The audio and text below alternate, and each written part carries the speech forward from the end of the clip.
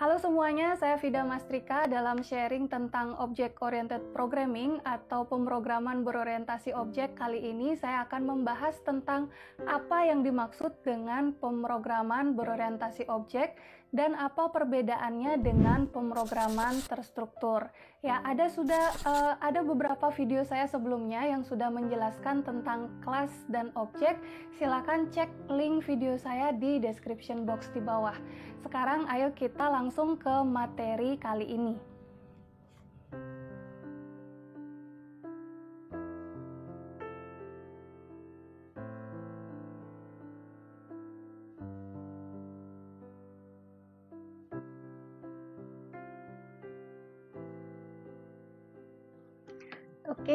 Kali ini saya akan menjelaskan tentang apa itu pemrograman berorientasi objek dan juga perbedaannya dengan structural programming ya. Pemrograman berorientasi objek itu adalah teknik untuk membuat program atau sistem yang berorientasi pada sekumpulan objek yang saling berhubungan pada sistem tersebut. Contohnya di sini adalah kata objek dan ada saling berhubungan dalam sebuah sistem. Nah, itu dikunci dulu ya. Jadi ada objek saling berhubungan dalam sebuah sistem. Itu adalah pemrograman berorientasi objek. Nah, bagaimana cara objek saling berhubungan atau berinteraksi? Nah, pada video kali ini saya akan menjelaskan secara simpel saja ya, bagaimana cara objek itu berinteraksi di dalam sistem. Secara simpel ya, objek itu berinteraksi dengan cara mengirim pesan dari satu objek ke objek yang lainnya.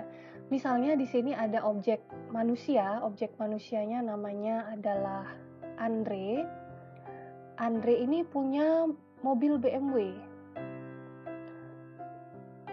Nah, dia sedang mengendarai mobil BMW ya.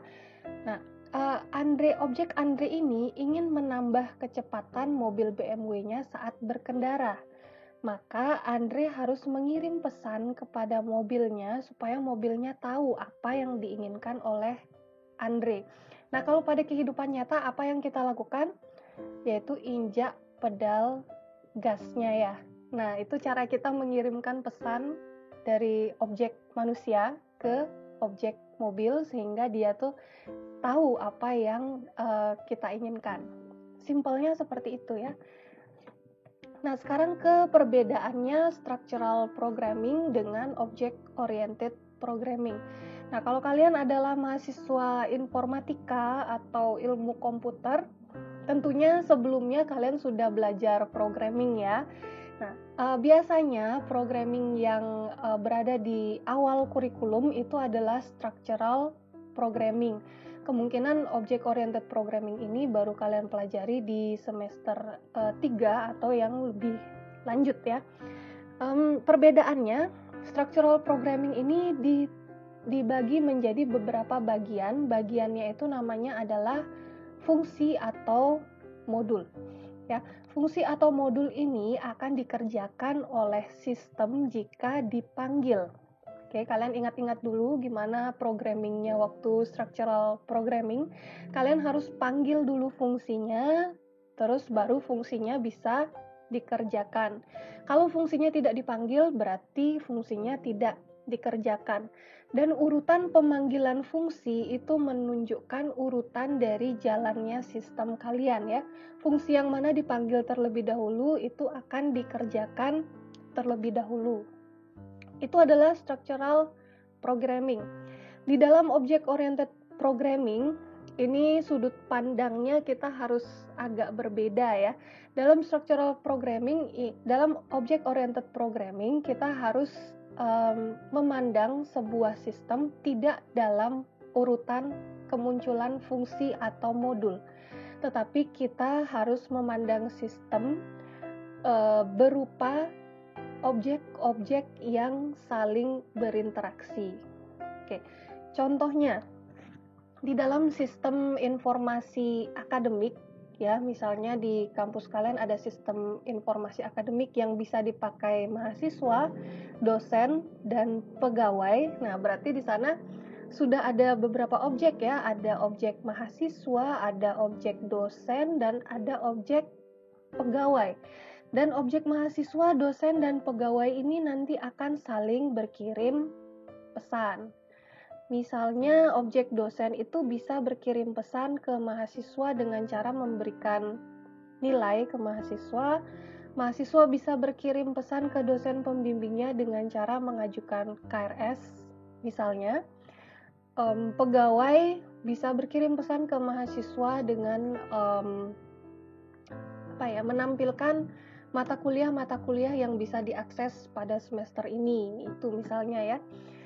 Jadi kita harus memandang sistem itu menjadi objek apa yang ada pada sistem tersebut dan apa yang dikomunikasikan objek-objek tersebut ya.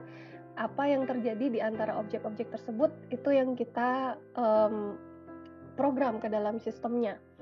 Dan yang selanjutnya, semua data dan fungsi ini dibungkus di dalam kelas atau objek.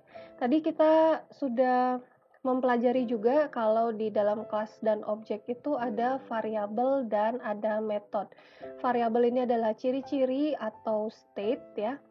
Metode ini adalah behavior atau tingkah laku. Ya. Jadi semua data itu ada di variabelnya. Fungsi itu apa yang bisa dilakukan itu ada di metodenya.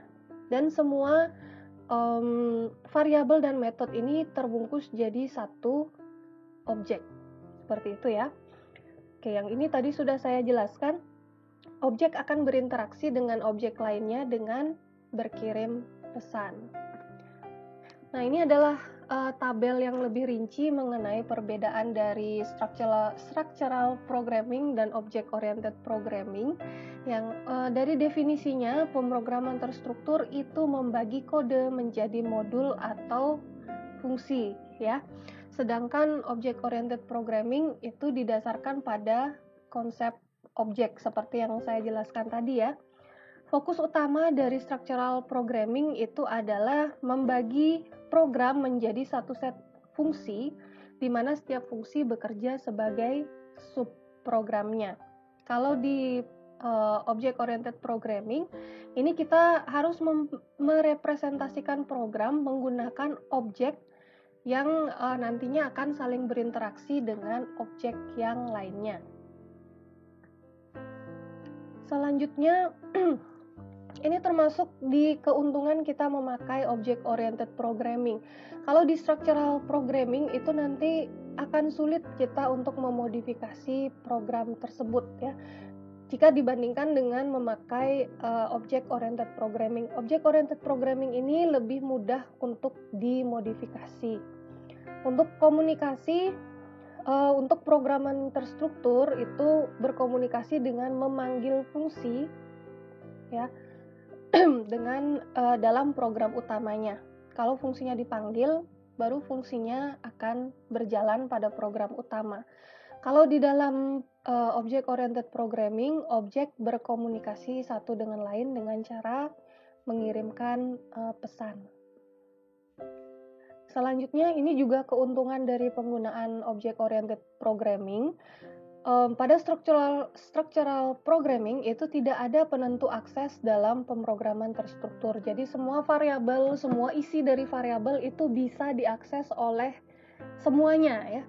Kalau di object oriented programming ini ada yang namanya penentu akses. Nanti kita akan belajar lebih lanjut tentang ini ya. Ada yang namanya private, ada namanya public, dan ada yang namanya protected. Yang private ini hanya bisa diakses pada kelas tersebut saja. Yang public ini bisa diakses oleh semuanya. Dan protected ini hanya bisa diakses oleh kelas tersebut dan turunannya. Jadi ada batasan di situ ya. Tidak semuanya bisa mengakses apa yang ada pada kelas tersebut. Nah, yang lain adalah keamanan. Ini berhubungan ya. Jadi karena di sini penentu aksesnya semua bisa mengakses, jadi data tidak aman di dalam pemrograman terstruktur. Nah, karena ini hanya beberapa yang bisa mengakses data tertentu, sehingga untuk di object oriented programming itu datanya lebih aman. Nah, seperti itu dia perbedaan mendasar dari kelas dari structural programming dan object oriented programming di dalam pemrograman, ya.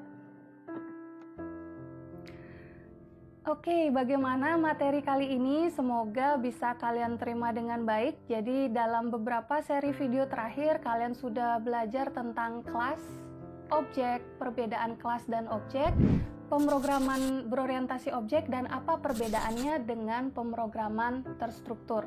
Untuk video selanjutnya saya akan sharing tentang dasar-dasar pemrograman Java. Oke, sampai ketemu di video saya yang selanjutnya.